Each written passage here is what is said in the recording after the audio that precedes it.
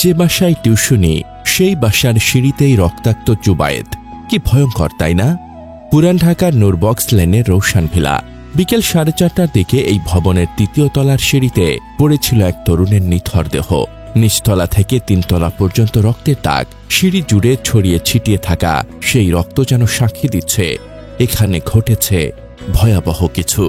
জুবায়েদ জগন্নাথ বিশ্ববিদ্যালয়ের পরিসংখ্যান বিভাগের স্নাতকোত্তর শিক্ষার্থী। একই সঙ্গে তিনি সক্রিয় ছিলেন ছাত্র দলের রাজনীতিতে। নিজের পড়াশোনা আর রাজনীতির খরচ জোগাতে টিউশনি করতেন বিভিন্ন বাসায়। এই ভবনেরই 5ম তলায় থাকত একাদশ শ্রেণীর ছাত্রী বর্ষা, যাকে তিনি প্রায় 1 বছর ধরে ফিজিক্স, কেমিস্ট্রি ও বায়োলজি পড়াতেন। রবিবার সন্ধ্যায় পড়াতে যাওয়ার আগে বর্ষাই ফোন করে জানতে চায়, স্যার আজ আসবেন? হ্যাঁ আসতেছি। স্যার কোথায় আছেন এখন? নূরবক্স লেনে ঢুকেছি।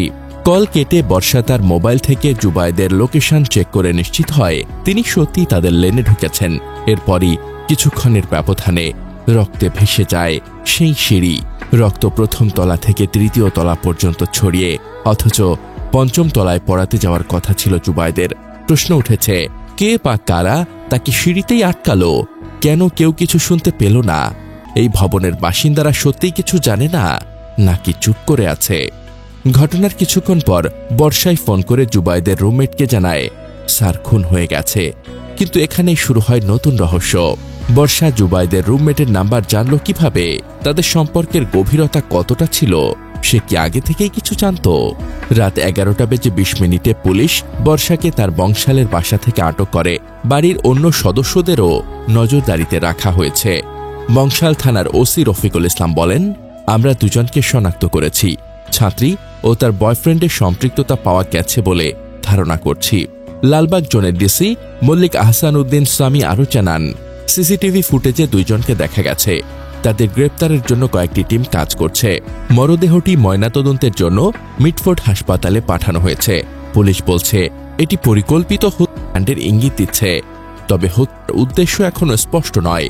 প্রেম ঘটিত, পারিবারিক নাকি রাজনৈতিক কোনো ছায়া আছে পেছনে? জুবায়েদকে কেন সিঁড়িতেই হত্যা করা হলো, বরং ফ্ল্যাটে নয়? বর্ষা কেন ফোনে লোকেশন নিশ্চিত করল? তারপরও কিছুক্ষণ পর এমন ঘটনা ঘটল। রক্তের দাগ 1ম থেকে 3য় তলা পর্যন্ত। তাহলে কি তাকে টেনে নামানো হয়েছিল? ভবনের কেউ কিছু টের পেল না কেন? জুবায়েদের রাজনৈতিক পরিচয় কি এই হত্যার সঙ্গে সংযুক্ত?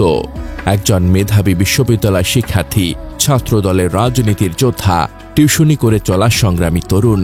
আজ তিনি শুধুই এক নামহীন রক্তাক্ত দেহ। পুরো দেশ এখন জানতে চায় কে বা কারা হত্যা করল জুবায়েদকে, আর কেন?